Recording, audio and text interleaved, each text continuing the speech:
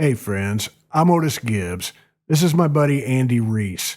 He's one of the best guitar players in the world, and he's one of the most soulful cats I've ever met. He's going to tell you a great story about how he ended up with Billy Byrd's D'Angelico guitar. So I guess about 25, 30 years ago, Harold Bradley called me up one day and said, "Andy, it's your lucky day." I said, "How's that?" He said, "I've got you a D'Angelico." I said, "What?" He said, Billy Byrd had a D'Angelico that he wanted to sell, and he took it to a noted vintage guitar dealer here in town, who will remain unnamed, who offered him very little money for it, I guess because it had been refinished. And Harold said he was really disappointed in that, and if you offer more, you can get it. So I went and looked at the guitar, and I offered Mr. Byrd about 3 times what the vintage guitar dealer had offered. He said, "Okay, I'll take that."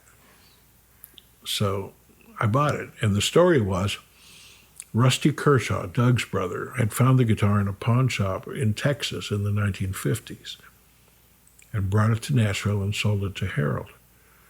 In 1960, Harold gave it to Billy because Billy didn't have an Archtop, and he was doing a lot of sessions then. And Billy played it for a while, took it to Showbud to have it refinished for whatever reason. I don't think he played it much after that. And then he fell upon hard times. Billy was driving a cab, and things weren't going so well. And he called Harold and said, "I'm thinking about selling that guitar." And Harold said, "Absolutely, it's yours. I gave it to you. Do what you want with it." And now it's mine. And I've played it quite a bit. I played it on a lot of records. I did an album with Ranger Doug called The Art of the Archtop, where I played that and also Ranger Doug's then D'Angelico New Yorker special. Billy Byrd was a Nashville-based guitar player, most famous for playing with Ernest Tubb in the Texas Troubadours. He played a lot of the, you could say, simplistic, but signature licks that made the Ernest Tubb record special. And Ernest appreciated Billy quite a bit, and he was a fine man, so he would call Billy out on the records. He'd say stuff like, Billy Byrd now. And he'd always say Billy's name, so Billy became really a very iconic guitar player in country music circles. What people don't know is Billy was also really quite a good jazz player. And he played a lot of dance bands back before he played with Ernest Tubb. In fact, I did an interview with him for Vintage Guitar magazine many years ago. And he told me that in the dance bands, he would play the acoustic Archtop. This was before he had the D'Angelico, so I think he said he had a Gibson L7. He'd play acoustic Archtop, and then when it's time for a guitar solo, he'd put down the acoustic and pick up an electric guitar, which would have been an ES-150, and play that for the solo, then put that down and pick up the acoustic again, which is kind of a funny way to do it.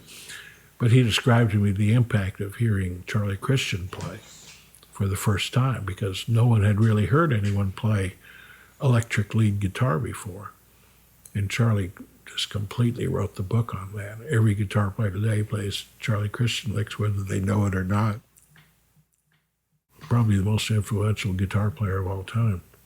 Billy, of course, went on to invent the Gibson Birdland guitar with his friend Hank Garland, which was basically an L5 with a thinner body and a shorter scale.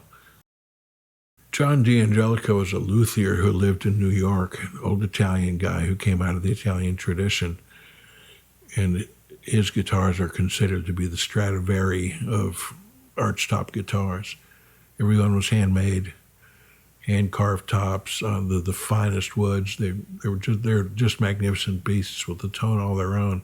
This one was made in 1939, and D'Angelico started in 1932 and built guitars through to his death in about 1961, 62, maybe 63.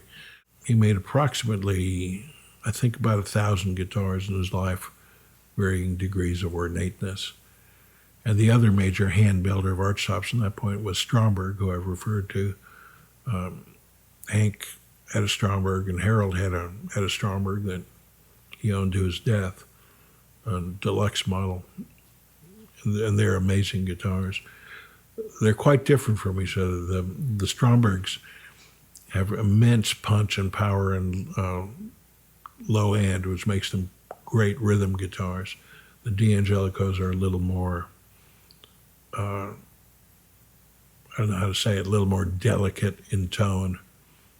And they have a very distinctive, beautiful tone of their own. Not quite as effective as a rhythm guitar, but I consider it to be a better acoustic jazz guitar, if you will.